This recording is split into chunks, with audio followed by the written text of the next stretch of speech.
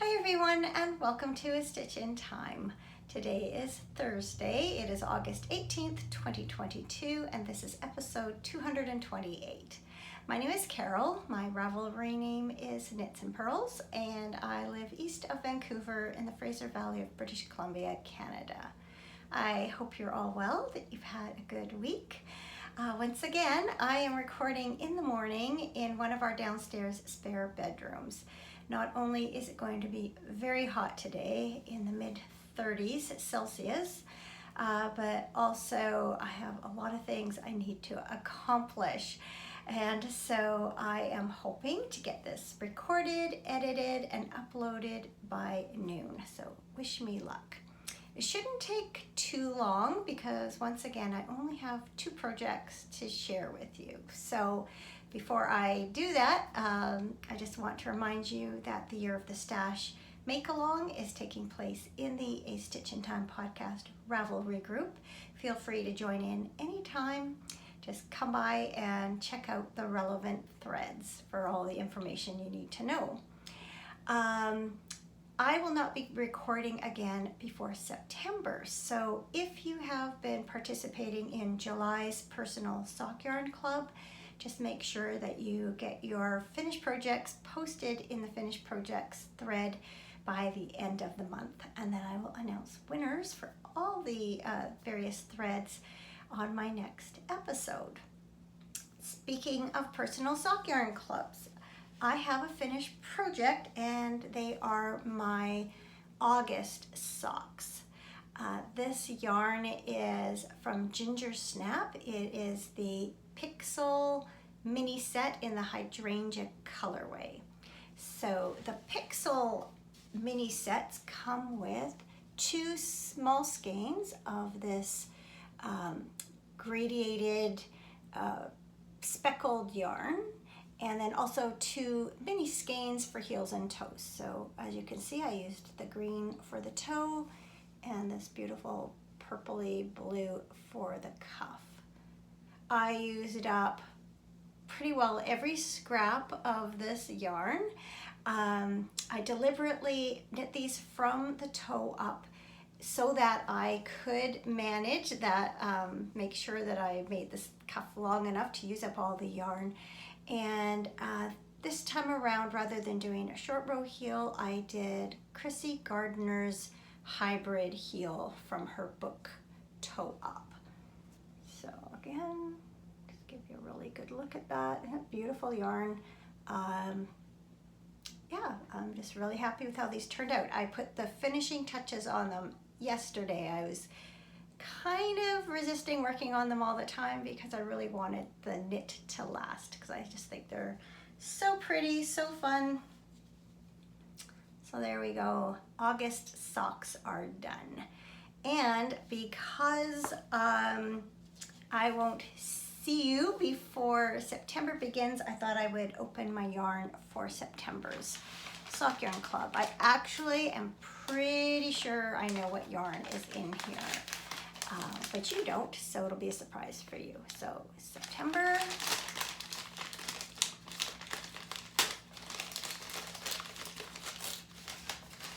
Crinkle, crinkle, crinkle. Yes, it's what I thought. It is the skein of Fiber Nymph Dye Works. It is the Bounce Base in the Apple Turnovers colorway, which is a 4-stripe self-striping colorway. I received this as part of the, I can't remember what the club was called, but it consisted of 3 shipments, 1 each from past clubs, a new colorway for those clubs. So this was part of the, I think, Just Desserts club. And then there was the Happy Hour club, and I don't remember the other one. In any case, I know I deliberately put this to open in September because, of course, the fall is apple season, and so that will fit into my theme for the Fiber Nymph Dye Works Make It Your Own Make Along. My theme is the 4 seasons, and so I will be knitting these socks for that make along. So I will resist casting on until September 1st, even though I, at the moment, do not have socks on the needles. So that's going to be a decision I need to make because I definitely need to have some socks on the needles before then.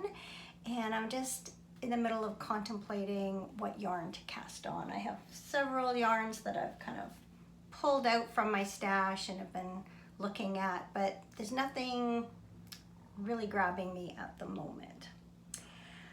Another project, oops, where did it go? Behind me here.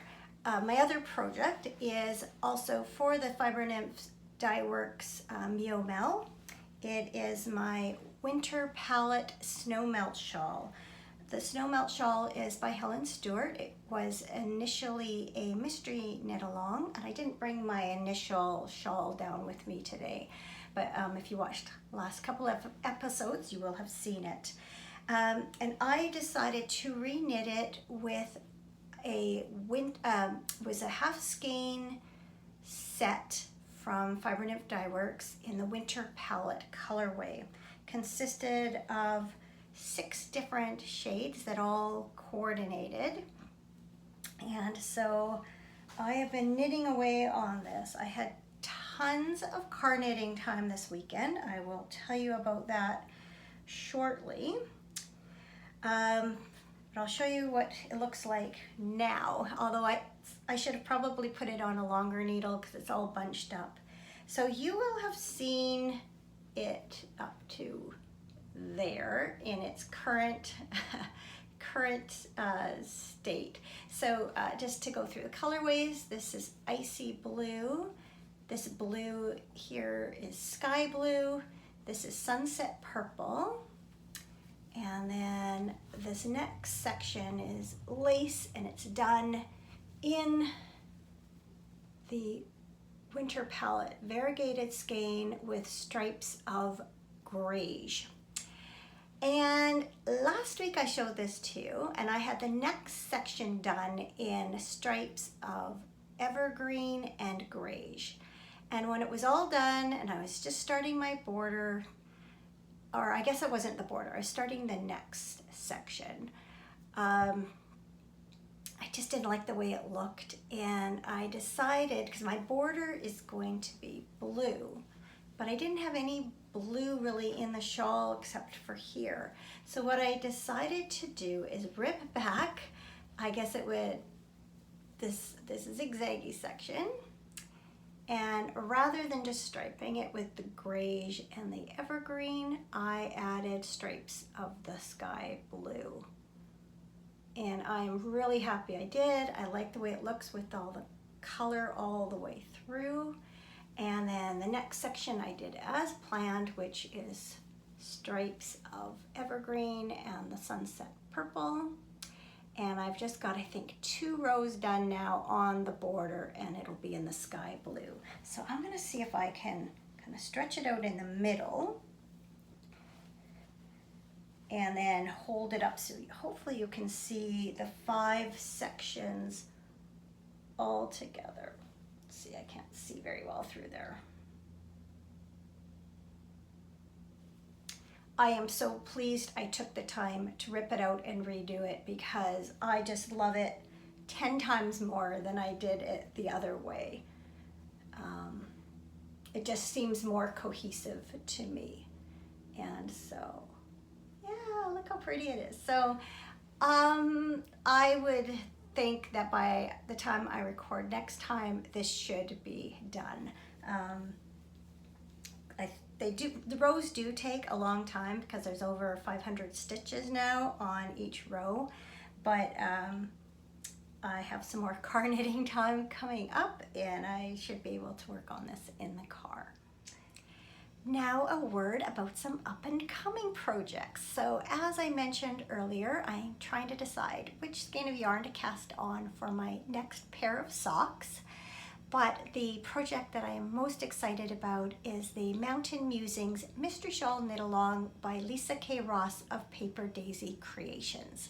It begins on September 1st, and as I mentioned last episode, I was inspired to take part in this MCAL by the beautiful mountain view that we have at the back of our home. So deciding to join in was the easy part. The hard part was deciding which yarn set to order for the shawl. There are so many beautiful yarn sets by numerous dyers from around the world, but I finally narrowed it down to two. One from Miss Babs and one from Sweet Paprika. And in the end, Sweet Paprika won out for several reasons. So first of all, they are a Canadian company, and I decided I liked the idea of supporting a Canadian dyer. Second, I thought the shipping might be more timely because it often takes quite a while to get things from the US, and I really wanted to have my yarn in hand to start on time. It is due to arrive next Thursday, so that should give me plenty of time to wind it up and swatch a little bit so I know I'm working with the right size needle. But what really sealed the deal is I wanted the yarn set that I chose to be reflective of the actual mountain view that I have. And there was one set from Sweet Paprika that just brought this photograph to mind. I took this picture back in November 2019 in the morning, just as the sun was rising. And I just thought the colors just were so similar. It also reminded me of a picture that my daughter had drawn for me years and years and years ago when she was a kid. And that particular picture was inspired by a sunset, a winter sunset, which turned the snow on the mountains this beautiful rosy color. So even though one is sunrise and one is sunset, they both brought to mind this same color palette. And so I thought this yarn set would be perfect. So now that I've chosen, I just can't wait for it to arrive and for me to get going on that. All right, that is it for all the yarny goodness. That brings us to what's going on in my life. And it turns out a lot of car knitting, past and future. Let me explain. So on Saturday, we went golfing with one of my sisters and her husband at a course about 2 hours east of where we live. This is something we have been trying to do with those guys for years, and it finally worked out. A little background. So Cameron and I have golfed at this course numerous times over the years, and we had developed more or less annual tradition of driving up, usually on a Sunday, stopping at Subway for lunch, golfing, after golf going for a drive along this old highway along the river, then going for dinner at this Greek restaurant in town, and then heading home. And it just made for a lovely Sunday outing. Now, every summer, my sister and brother-in-law holiday at a place that's about an hour and a half drive further east of where we golfed. And we always talked about meeting them there one day, golfing together, going for dinner, and then each going our separate directions. But in recent years, well, for one thing, we haven't gone up for several years. I'm not quite sure what happened. I think part of it is the Greek restaurant closed and it wasn't quite the same. And then in recent years, my sister and brother-in-law have had their grandkids holidaying with them. And so they couldn't very well leave them behind to come golfing with us. So it just never worked out. Then the other night, we were sitting after supper having a cup of tea and talking about the weekend, and somebody suggested golf. Probably my husband, because I think he suggests golf every weekend. And we decided to go to this particular golf course. And even though my sister and brother-in-law are currently at home, we thought maybe they would like to join us. So we got in touch and they said, yeah, sounds like a great idea. And so the initial plan was to head up in the morning, stop about a half an hour from here to have breakfast at a restaurant we all like, and then drive further, hit the course, have dinner, or have maybe a late lunch, and then come home. But as it turned out, we couldn't get a tea time until after lunch. So we left here about 10 o'clock, golfed, went for dinner. The Greek restaurant, it's no longer a Greek restaurant, but the restaurant itself has reopened and actually does serve some Greek food. So it was perfect. So we had dinner and then came home. So we had a really, really nice time with them. It's definitely something we'd all like to do again. One hitch. So when we got to the restaurant, Cameron was looking to change his sunglasses for his regular glasses, and he couldn't find his regular glasses. He hadn't worn them at all while we were gone, and since we couldn't find them in the his golf bag or anywhere in the vehicle or anything, we figured he must have just left them at home. Not sure why we didn't think about calling the golf course.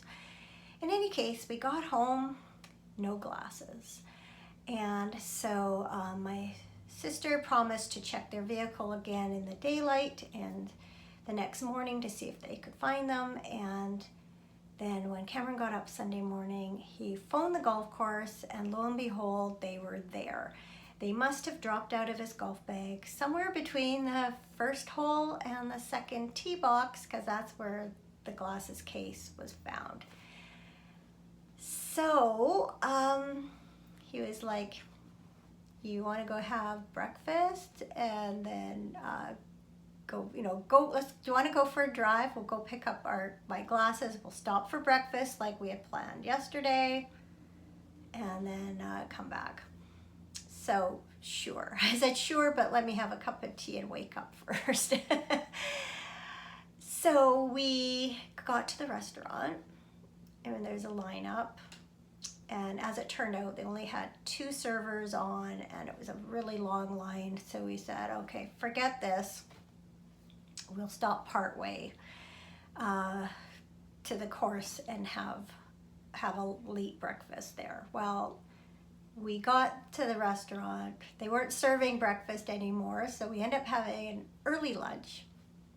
Got to the course, picked up the glasses. So by this time, it was probably 12:30 or so. So then we decided, rather than come back the same route, we would go home a different route, kind of do like a circle. Now originally the idea was to go golfing Saturday rather than Sunday to avoid weekend holiday traffic. But we ended up in the thick of it. The first part was great. We drove north from there and stopped at this campground where we used to go with our kids, reminisced a little bit, stopped for a cup of tea in the next town, and then we headed down the highway, and then we came to a crawl. It's the Coquihalla Highway. If you've watched for a while, you remember me talking about this way back in November when numerous parts of it were washed out by flooding. So it is open again, but they are still working on a number of sections. And so in this particular section, it narrows down to single lanes both ways, and just the volume just took forever for everyone to merge into one lane and get through this section. After that, it was fine. And in fact, there's another section where you have to do that closer to home, and that went seamlessly. So I'm not sure why it took so long previously. In any case, it was late afternoon by the time we got home, and we still had to go get groceries. So we did that, came home, had dinner, and then a nice evening at home. But despite that, the reason for having to go and that one slow part, we actually had a really nice Sunday drive. Again, the weather was perfect, the scenery was really nice, and for the most part, the traffic was good. So, yeah, that was our weekend. we are going to be doing more driving because Saturday morning we are heading up to the cabin and we're going to stay there a week this time. Last time we went up there was for Canada Day weekend at the beginning of July, and we had to cut our time there short because we came down with COVID. So this time, hopefully we remain healthy and can stay the whole week. One of my oldest sister, I should say, and her husband have been traveling for the last 3 months through BC, Alberta, the Yukon, and Alaska. And they are on their way back. And so we are going to overlap with them for a night or two at the cabin. And then also one of my cousins and his wife are going to be there for most of the week. So be nice to see some relatives, and obviously we'll see my mom. She only lives about 17 kilometers from the cabins. She is going to come out and stay a night or I think a couple of nights with us, but she won't be there the whole time. So yeah, it should be a nice getaway.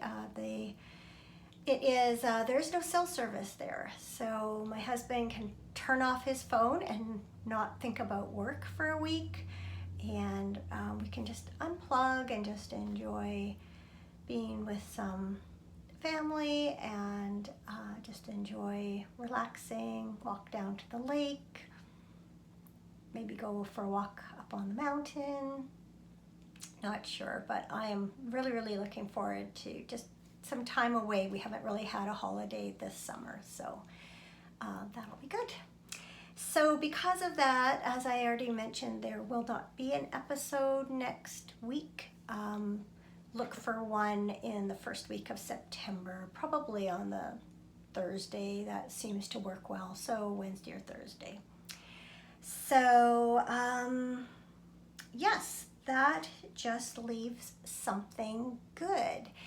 And the something good is that we have ourselves a curling team. So Cameron and I took the last 2 years off of curling because of COVID. In any case, my team had dissolved because the Thursday Ladies Dinner League had dissolved. And so I didn't have a team anyway to return to. I would have had to find a new one. And then Cameron's team, I don't think they all stayed together either. And so we needed to find a new team, and we decided that we wanted to curl together this year. And the only time that really worked out was Monday evenings, and it's a part of an open recreational league, so men or women, your team can be made up however you want it to. And so we had put our names down back in May, I guess, and finally had someone reach out to Cameron, and then one of the other people that they were trying to put together a team with had already joined a team, and so we mentioned that we were wanting to curl together, and these are the positions we play, blah blah blah. Anyway, it all worked out. So we are going to be curling with 2 women that we've never met. We are going to get together after Labor Day one night for a practice session, so we can meet each other and throw a few rocks, because at least 3 of us have not curled for at least a year, the 2 of us for 2 years. So yeah, looking forward to getting back on the ice and curling again. And then I think I'm going to put my name down for sparring. There is a league that plays Wednesday mornings. That's a really fun league. I've put my name down for it, but I haven't heard anything. It's very popular, so a lot of times, you kind of have to wait to get to curl. But if you put your name on the spare list, then apparently it's a league that is often looking for spares, and so I think it might even be more advantageous if I just put myself down as a spare, and then I can pick and choose when I curl, because maybe not every Wednesday will work out. So yeah, I'm looking forward to curling again this fall and winter, and really excited to finally have a team. So hopefully that all works out, that we like each other and enjoy curling together. Okay, this has taken me a little longer than I'd planned. It usually does. I always end up doing some retakes. But yeah, I'm gonna go and try and edit this and upload this. I don't think I'll make it before noon, but hopefully it won't take me too long. So have yourselves a good couple of weeks. Enjoy the last couple of weeks of August, and I'll see you again in September. Thanks for watching. Bye for now.